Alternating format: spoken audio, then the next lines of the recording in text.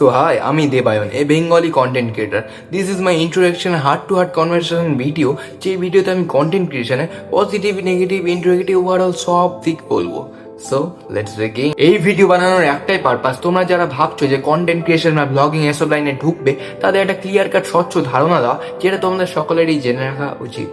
তোমরা অনেক content creator দেখেছো, লাখ লাখ ভিউজ, হাজার হাজার লাইক, কম সময় গ্রো করে গেছে, as usual successful creator. But আমার মতো অনেক আনসাকসেসফুল ক্রিয়েটাররাও আছে যারা এফোর্ট তো পুরোই লাগায়, বাট রেজাল্ট অলওয়েজ ব্ল্যাঙ্কই বেরোয়। সোজা কথায় বলতে গেলে I don't get what I deserve. আমার কন্টেন্ট ক্রিয়েশন স্টার্ট করে 1 বছর হলো, 1 বছর বেশি হয়ে গেল। এবার তোমরা বলবে ভাই 1 বছরে তো তুই অনেক কিছু গ্রো করে নিয়েছিস, মানে কি ব্র্যান্ড প্রমোশন পাচ্ছিস নাকি, মানে অনেক কিছু ভিউজ টিউজ অনেক আসছে মনে হয়। অ্যান্সারটা হলো না।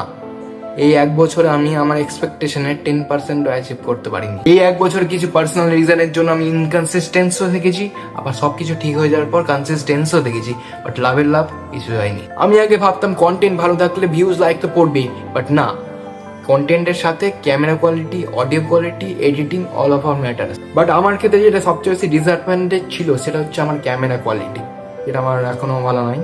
তখন তো আরো জঘন্য ছিল, যাই হোক।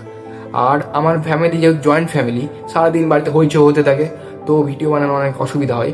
আর 5টা বাড়ির মতো আমার ফ্যামিলিও কন্টেন্ট ক্রিয়েশনটাকে ভালো চোখে দেখে না, তো আমাকে অনেক সমস্যার মধ্যে দিয়ে ভিডিও বানাতে হয়। আর ভিডিও বানিয়ে ডাইরেক্ট পোস্ট করে দিব না, নয়েজ ক্যান্সেলেশন, অডিও ইফেক্ট, আমার যেহেতু ক্যামেরা ভালো না তাই ইনহ্যান্স ক্যামেরা কোয়ালিটি, বিভিন্ন কিছু করে যখন পোস্ট করলাম, কম ভিউজ, কম লাইক, কম সাবস্ক্রাইবার, এগুলো থেকে ডিমোটিভেট তো অনেকবার হয়েছি।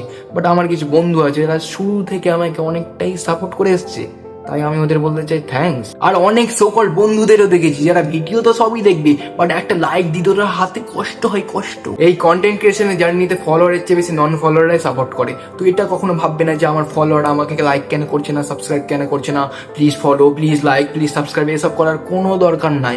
যার ফলো করার থাকবে সে ঠিকই করবে, যার সাবস্ক্রাইব করার থাকবে সে ঠিকই করবে। তুমি সোশ্যাল মিডিয়ায় ভিক্ষা চাইতে আসোনি, তোমার কাজ হচ্ছে কন্টেন্ট বানানো আর সেটাকে আরো ইমপ্রুভ করা, তাই চালাতে থাকো।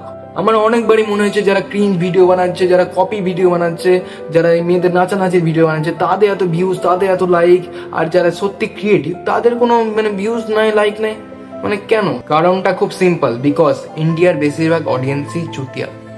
জানি সাউন্ডটা বাজে করছে, বাট দিস ইজ ট্রু, এটা তোমাদের স্বীকার করতে হবে।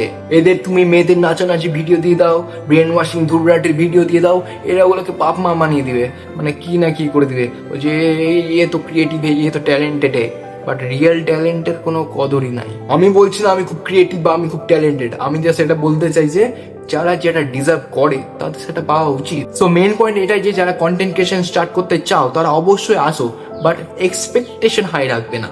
কারণ কি, কোনো জিনিস এক্সপেক্ট করার পর যখন আমরা সেটা পাই না, কষ্টটা আমাদেরই হয়। বাকি content creation is a very good thing, এতে তুমি অনেক দূর পর্যন্ত এগিয়ে যেতে পারো এবং নিজের ইন্ট্রোভার্টনেসটাকে কমিয়ে নিজেকে অনেক ভালোভাবে এক্সপ্রেস করতে পারো।